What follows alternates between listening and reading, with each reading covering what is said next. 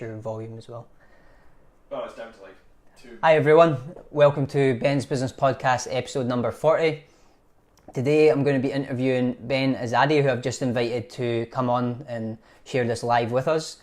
Ben Azadi is a health detective, and today I want to be talking about and focusing on, let me just bring him in, energy for entrepreneurs, health for dads and entrepreneur that need more energy. Like I've been in a situation where I felt I needed more energy, so I went and got obsessed about my health because I knew that was, rather than dropping tasks and lowering the activity of what I was doing, instead I focused on how I could increase my energy by eating better foods.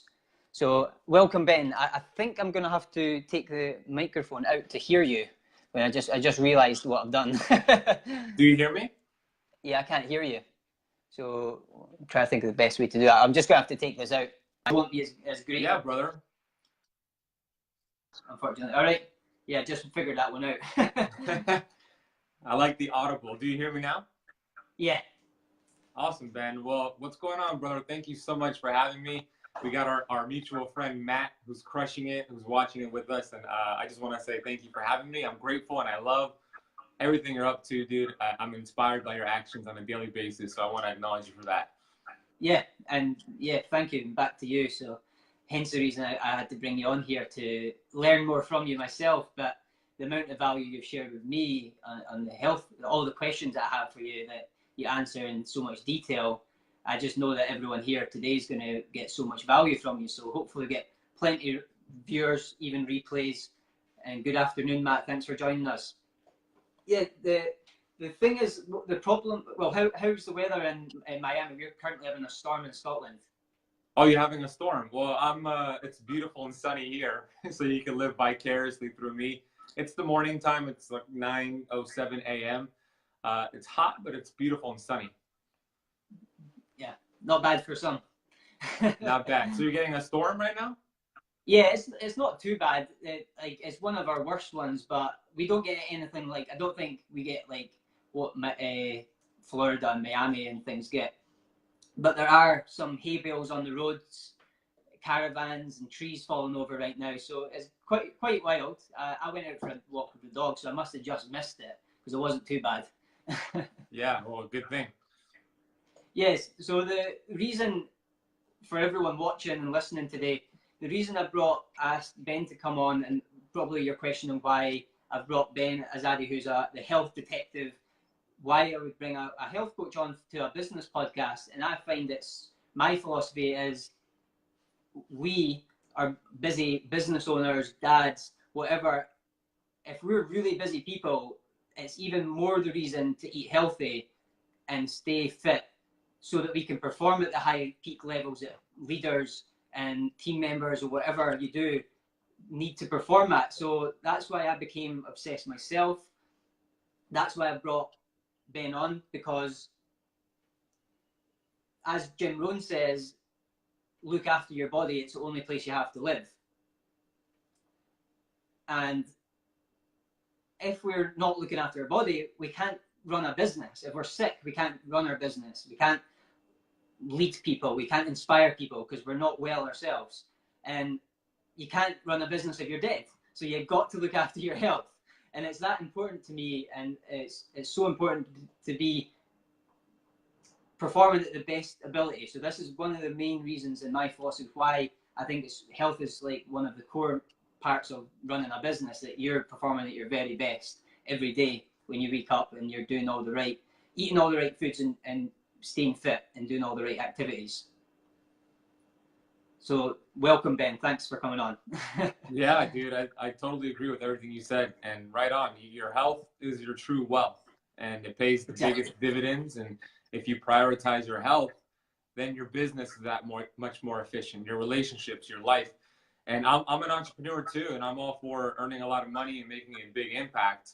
And you can't do that if you don't have the health and the energy first, right? Because you could have $1 million in your bank account and plan a vacation with your family for a month, right? And if you're not healthy, you're just going to be miserable for a month. You're not going to have the energy. You're not going to have the excitement. You're just not your true self.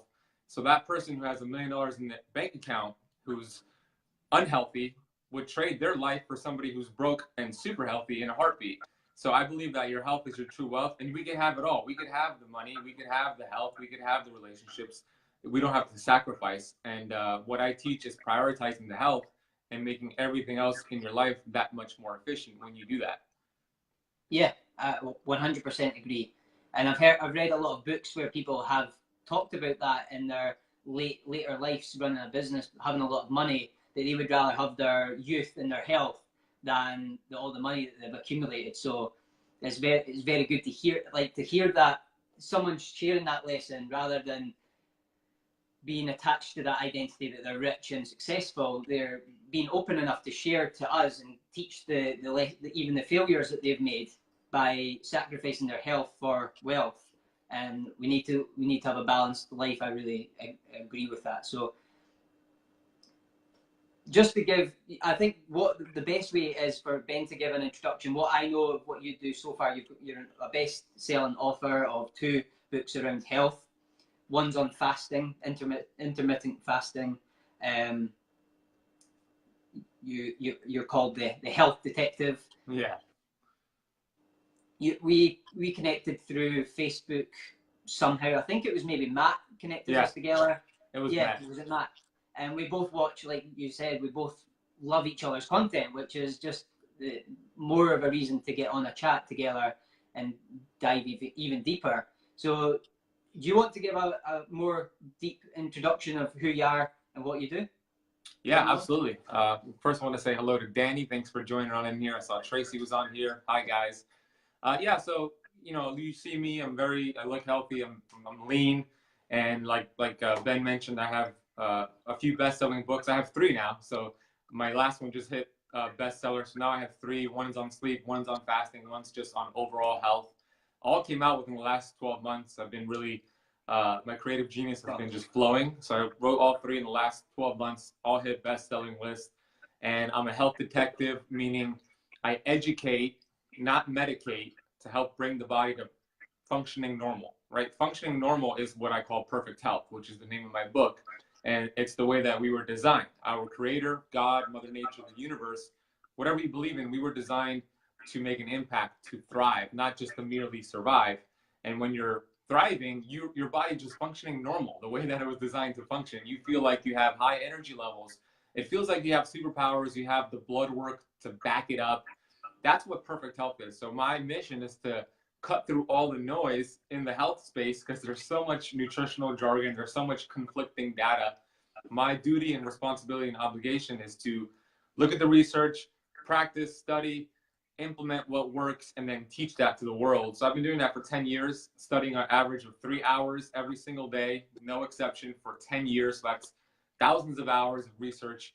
And I curate all that information with my videos and my podcasts and my books, because most people don't have the time or they don't want to dedicate all that. So it's my mission to cut through the noise and provide that information for the world. Wow. Yeah. So you've been productive. Yeah, for sure. Yeah. 3 hours a day. That's not easy to read for that or study for that long every day. It takes some discipline, because that's a habit I'm trying to establish. And I couldn't say I'm reaching that level of study every day, but it's something that you see any successful person you look at studies a large amount of their day, because they realize the value in it. That, especially because you're bringing all that knowledge and packaging it up into like your books and the Facebook lives, that you bring a lot of value, and all that knowledge communicated in a simple, easy way to understand, which has really helped me cut through that noise, as you say. Awesome. What I want to ask you a question. So from what I've shared with you over the month or 2 months that we've been connecting, what's been the biggest health tip that I've given you that you've implemented and worked for yourself? Well, you've basically enhanced. I've always been into my health, and the search that I went on recently was the big problem that I noticed. It was the middle of summer in this place. It's quite warm in this house, and really my search recently has definitely been about eating healthier foods to increase my energy levels so that I can operate at a higher level. The biggest tip you've given me is that we don't need to eat all the time, that intermittent fasting is so good for us, and you help me be more aware of that, because there's times where I skip breakfast or I skip my lunch and I get busy with work, and I think that maybe that's a bad part to my health, it's maybe hurting me. But what you've helped me realize that, yeah, I'm actually full of energy from those hours of like 12 hours without eating. So like I'll go to bed 9-10 o'clock, and then I won't eat all morning until like 2 in the afternoon. And a lot of people would be absolutely starving by then. But your tip about intermittent fasting, and that your body starts to use the fats rather than always needing to digest foods, which actually burns more energy and makes you more tired by eating more all the time. So eating less frequently, that's definitely the biggest takeaway I've had from a lot of the things you've taught me so far. And I've realized that I don't need to eat constantly. I just need to eat maybe my breakfast and my dinner, and then I don't need to eat snacking in between those times, because it's actually could damage my energy levels and lower my energy levels. Yeah, awesome, dude. You're so right. You know, that's a huge misconception out there, is that I need to eat, I need a snack because I need energy to get through the day. And the reason that person feels that way is because they're what's called a sugar burner, right? They're just burning glucose all day long, and they need that hit of glucose just to continue having energy. That's not a healthy way to be. We're not designed to be that way. We're designed, like you said, to go a period of time where we're actually burning sugar, glucose, and then when we run out of that, we switch to our body fat and going back and forth. That's called metabolic flexibility. And when you adopt that and you really fine tune your metabolic flexibility, you're going to crush it. You're going to have high energy levels. You're going to be healthier. You're going to be leaner. So that's exactly what you hit on. And I acknowledge you for taking action with that. I'm so happy that it's been working for you, Ben. Yeah, it's really been working. You've really made me more aware of it, because I was doing it by fluke before, because I'm a busy person, so I don't have time to eat sometimes. So it's actually worked out well in the past. That's maybe why I've stayed healthy and had quite high energy levels. But I did tend to snack more before I bumped into you, and that's definitely something I've noticed, that I don't need the snacks, and my energy levels are definitely higher. So I'm finding solutions from all your advice that you've given me. That's the other question, because like the question I have, and I hope this will, because of the people who will be watching and listening to this, are probably in the same boat. Some are dads, some are business owners, as well as dads as like me. How do we increase our energy levels on top of what we just went over there?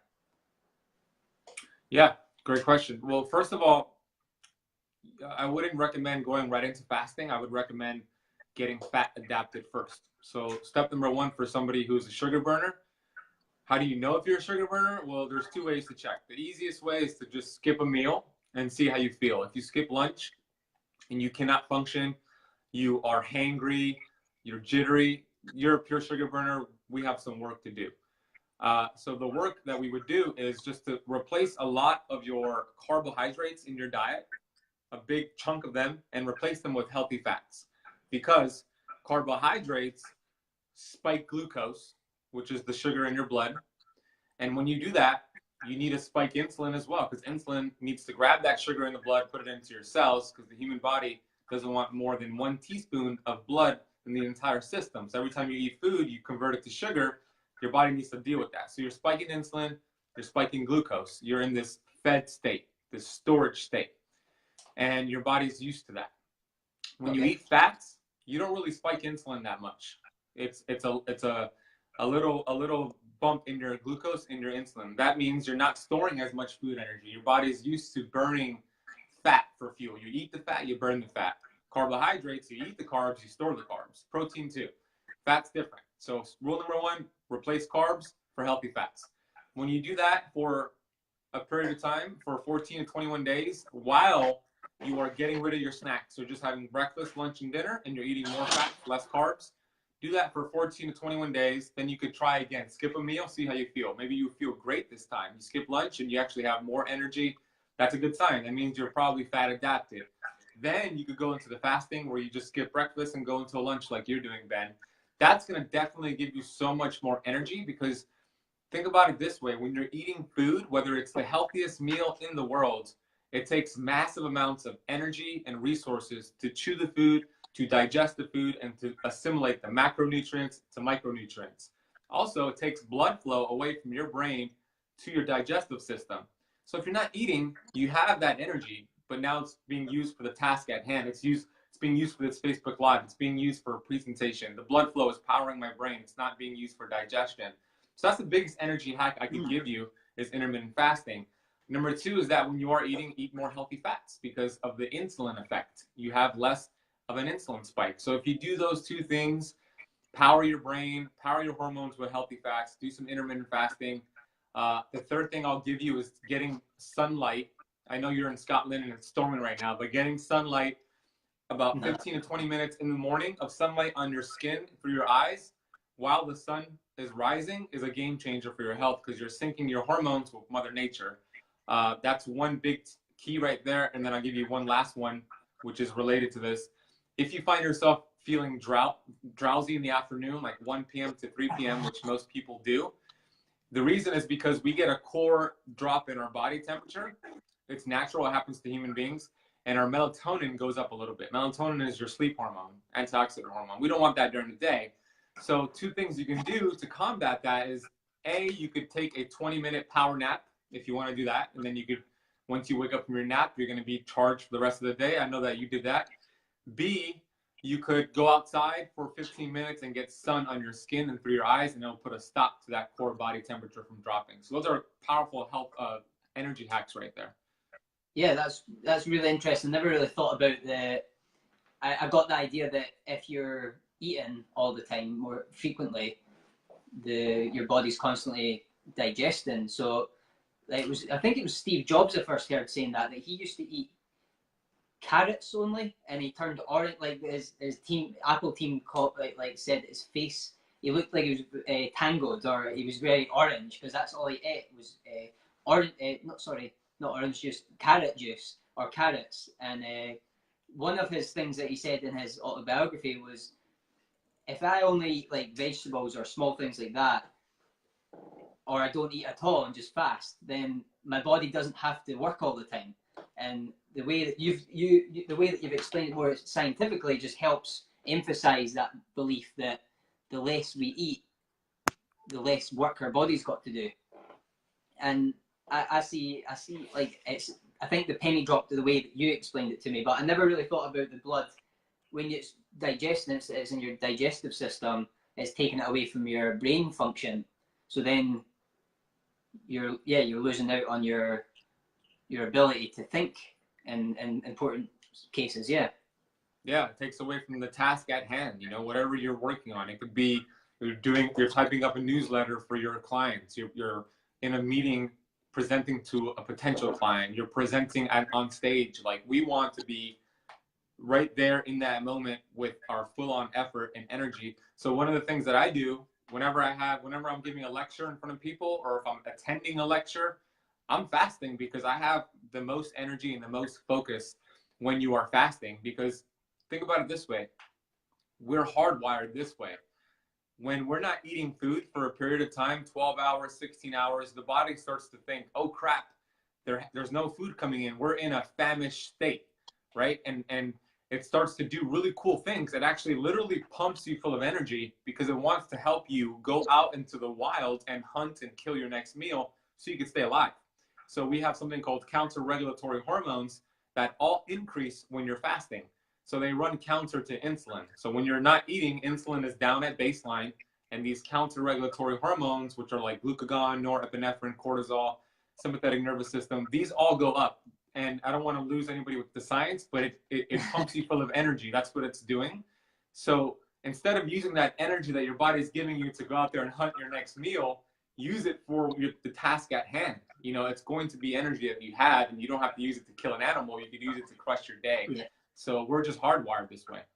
Yeah, Yeah, we've got all the food chopped up in stores for us now, so we don't need to go out hunting. Exactly.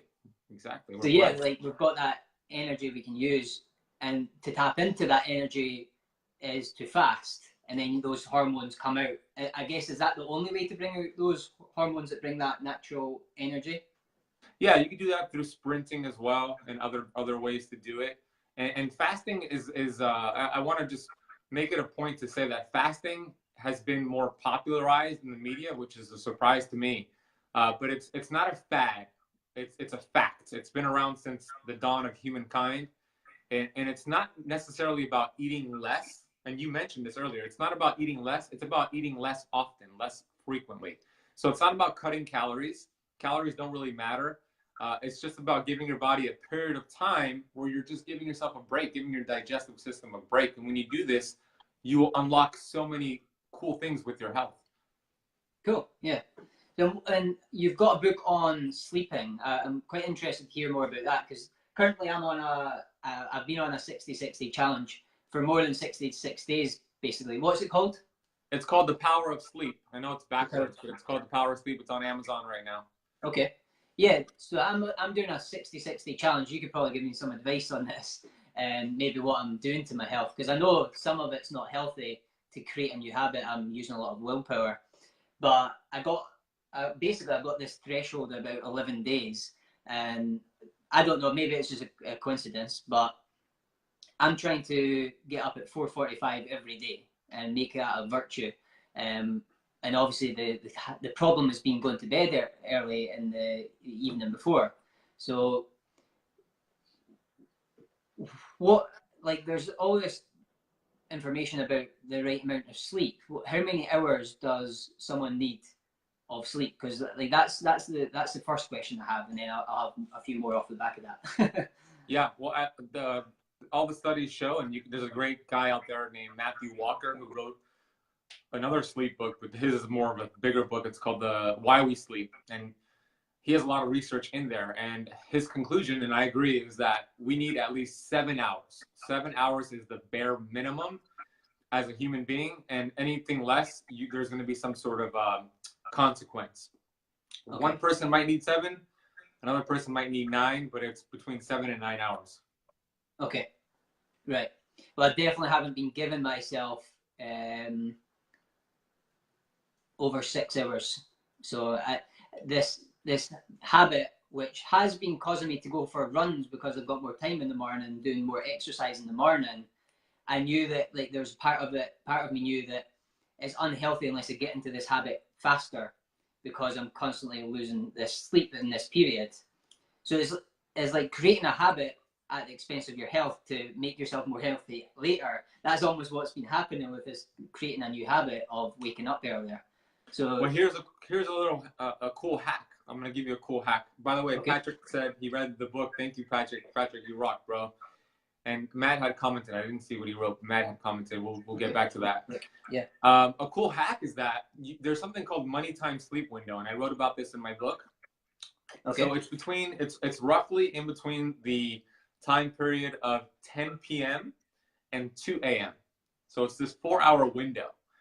And it is based off of our circadian rhythm. Our circadian rhythm is the phenomenon that our hormones are in sync with Mother Nature, right? The sun goes up, different things happen in the body. The sun goes down, different things happen in the body.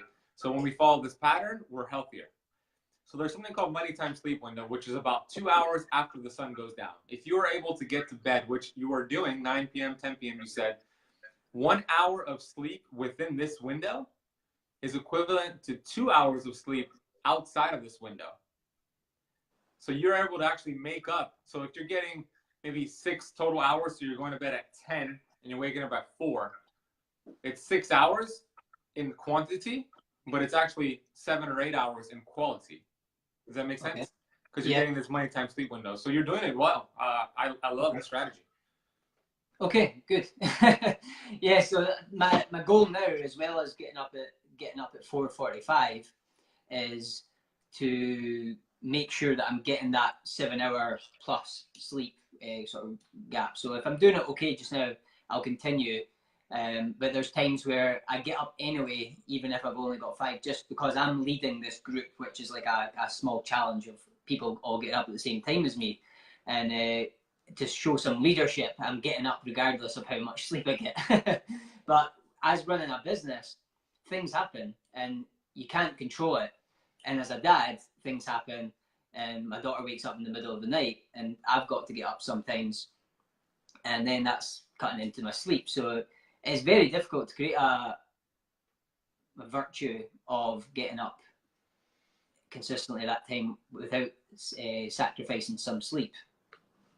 Yeah, and I think that if you were able to prioritize getting to sleep earlier, that's more important than getting to sleep later and waking up later. So you get more benefits getting to sleep earlier than waking up later in terms of getting the quantity of sleep.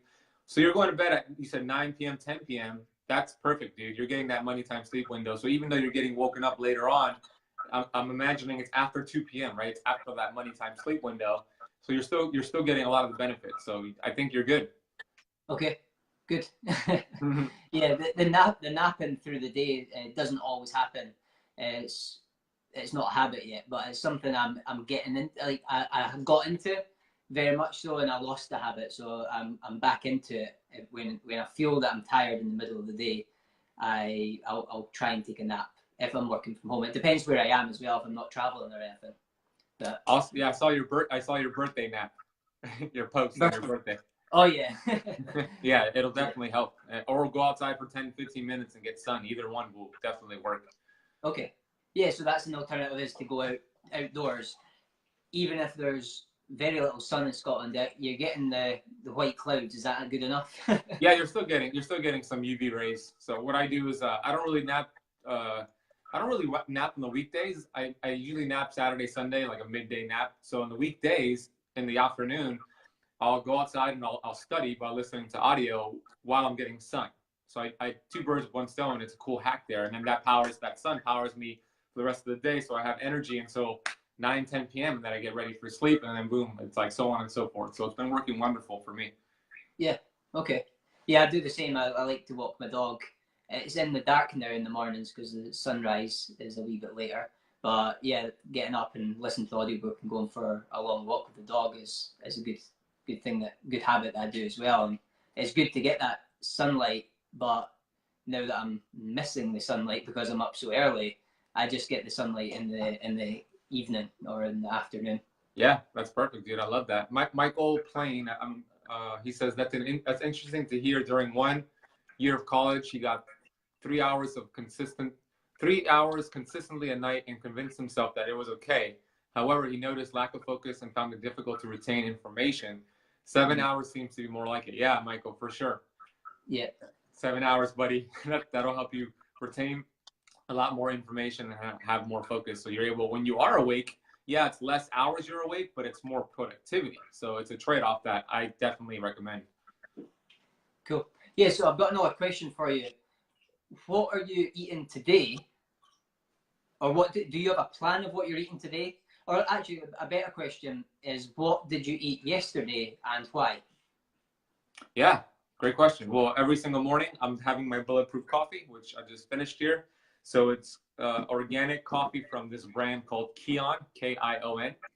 And I get it on Amazon. And I blend it together in a French press with Kerrygold grass-fed butter and brain octane oil, 1 tablespoon of each. Blend it together. I drink that, and I put in some Four Sigmatic mushroom coffee on top of it. So it's a blend. It's like a bulletproof mushroom coffee. And then I'll have that, and then I won't eat anything until I break my fast around maybe 5 p.m. Today I'll break my fast. Yesterday I broke my fast around 5 p.m. So I'll give you yesterday. And when I broke it, I always have a fatty salad. And I just recorded a video before we hopped on here. I was editing the video that I'm going to post soon about the importance of eating a daily fatty salad. So a fatty salad is a huge bowl full of green leafy vegetables, 5 to 10 cups. And that green leafy vegetables are kale, arugula, spinach, baby spinach, bok choy, broccoli, Brussels sprouts, whatever your favorite green leafy vegetable is. Big bowl of that, drenched in extra virgin real olive oil, like 4 tablespoons, man. I'm talking about a lot of oil, olive oil, real stuff.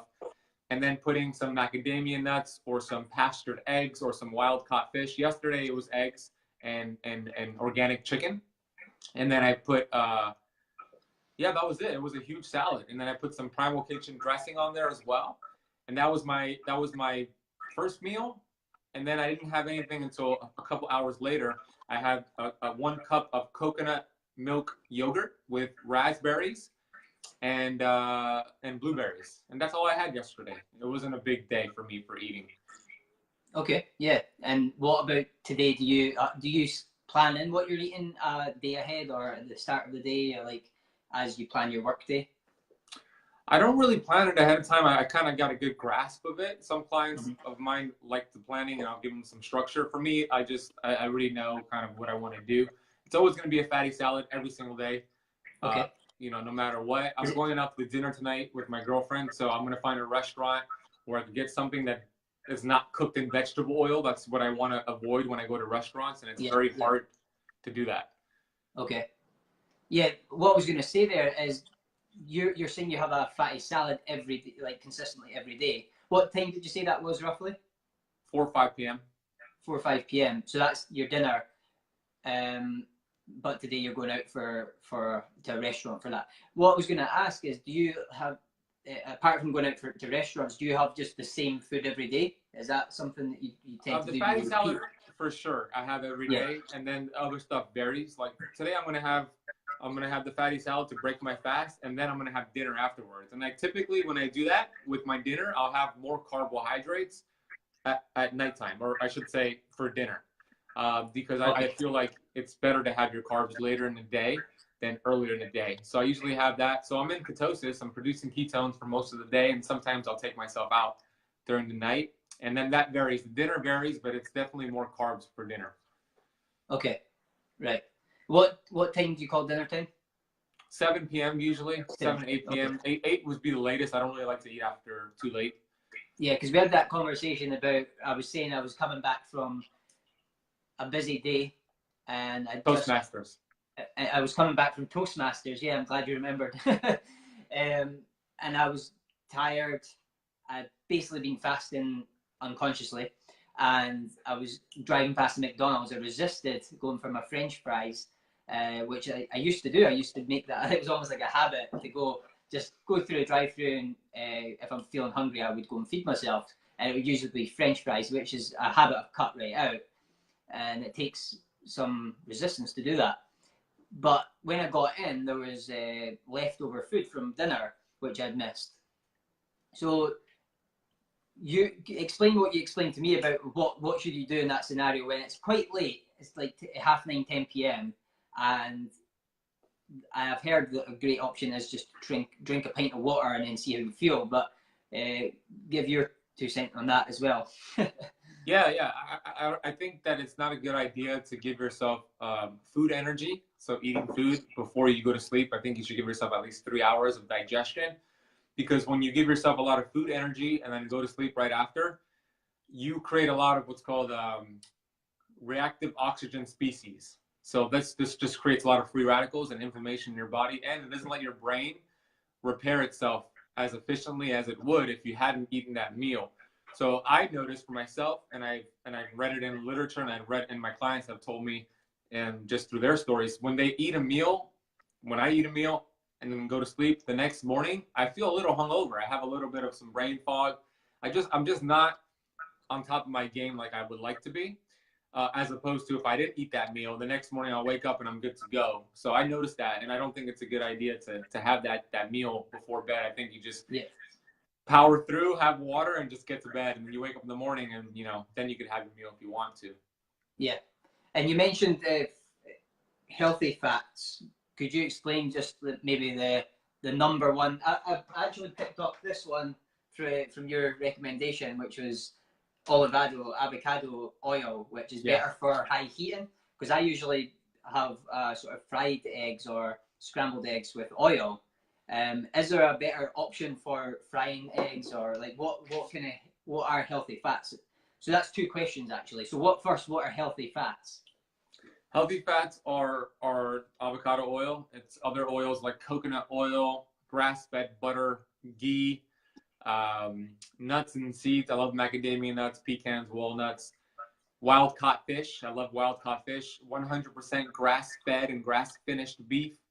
Pastured eggs. Free-range chicken. So these are healthy fats. Like our hormones and our cell membrane and our brain, it loves healthy fats. You know, when we're feeding ourselves healthy fats, we are thriving. The brain is mostly fat. It's about 60% fat.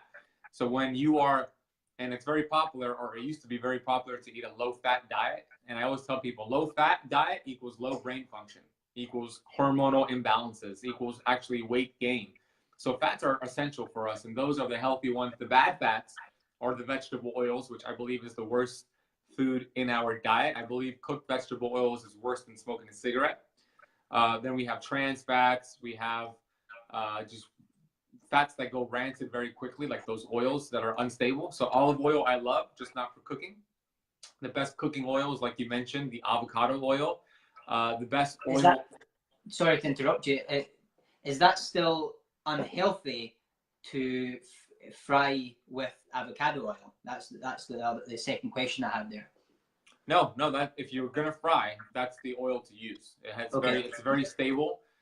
With that being said, if you're frying something like eggs, try not to overcook the eggs. The runnier the yolk, the healthier they are for you, because they are less oxidized. So if you could fry them in the avocado oil, that's fine. Just make sure they're not overcooked, overly scrambled, because they oxidize very quickly and they lose a lot of the nutrients. So when they're runnier, they're healthier for you. Yeah, that's what I think Tim Ferriss in the 4-Hour Chef, he said to cook them almost snotty. I think it's like in French. In English, it means snotty. Interesting. Yeah, totally. I didn't know he said that, but I agree.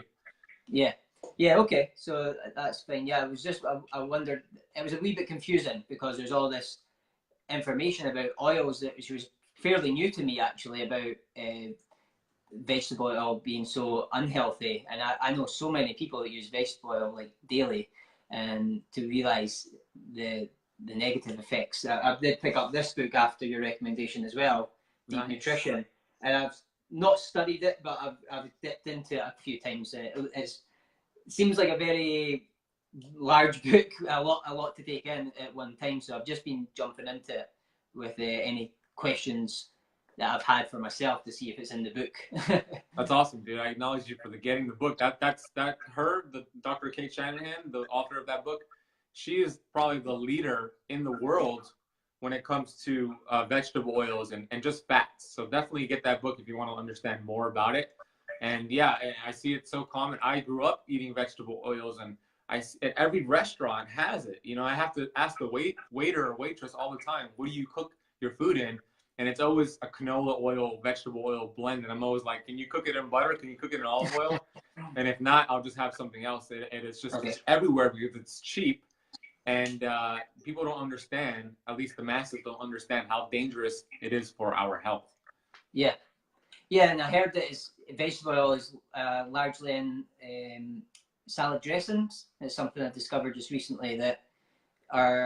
Do you use salad dressings, and what do you recommend as like an alternative? Do you make it do you home make it, or do you buy it from store with making sure that it doesn't use vegetable oils?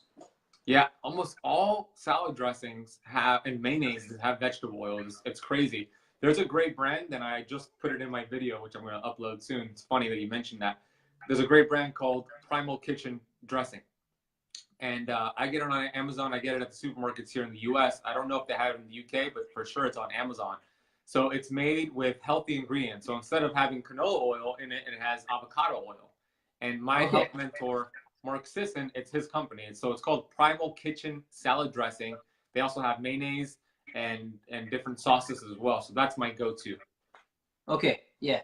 And there's one I've got in the fridge just now. I noticed I'm more aware of this stuff. So I noticed it's got rapeseed oil. Is that any better than, so that when you say vegetable oil, there's obviously the oils that have labeled vegetable oil on it. There's other oils that come from vegetables, but they aren't called vegetable oil, if that makes sense. Are they categorized under that vegetable oil as in that category of not being healthy? There's different degrees of how bad they are for us. And the worst ones are the canola oil. That's one of the worst ones. Soybean oil, sunflower oil, and cottonseed oil. Those are the worst ones. Now, there's different degrees of how bad they are. Like if it's an artisanal grapeseed oil or rapeseed oil, if it's an artisanal one, meaning it wasn't really damaged, it wasn't really high heated, it's not as bad for you. But I still don't prefer it.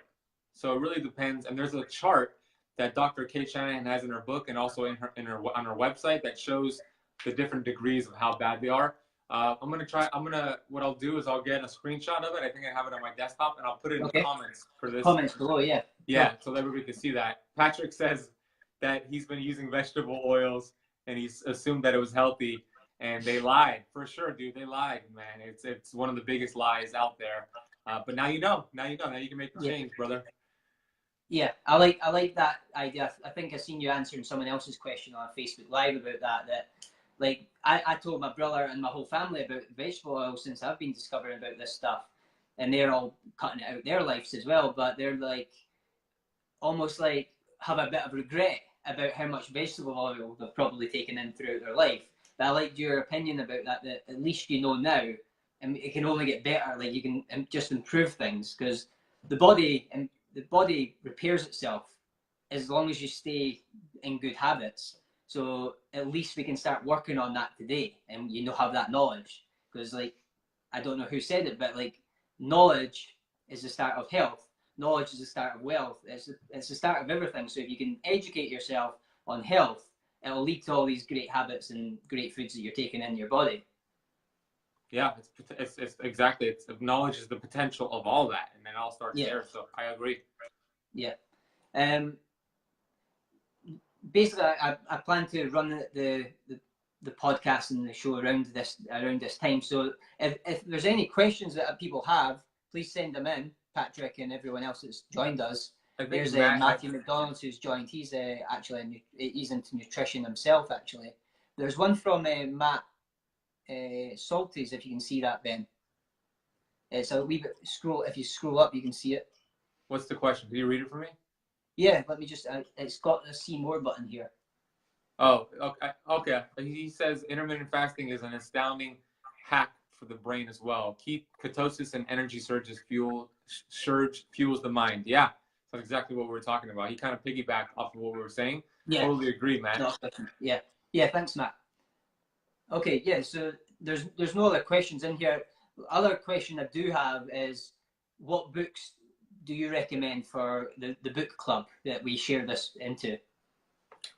For a health book or just in general? Yeah, focused around probably energy, like for busy entrepreneurs, for health and more and gaining more energy. What books within that category? Okay. Well, you could even recommend a book about sleep as well, obviously, because that all relates.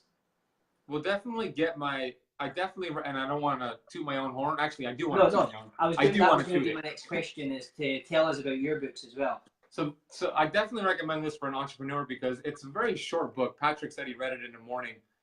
And it's not only just sleep tips. I also have some self-development principles in here. I quote Grant Cardone. I quote a lot of other entrepreneurs that I study.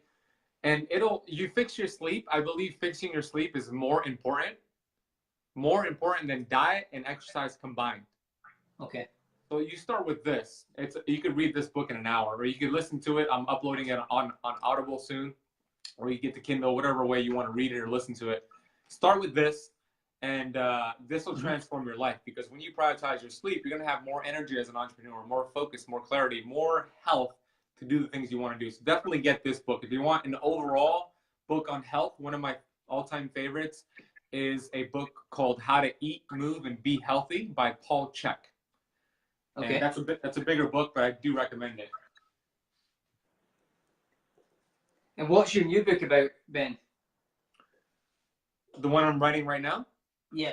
Yeah, so it's called Health is Wealth. That's the name of it.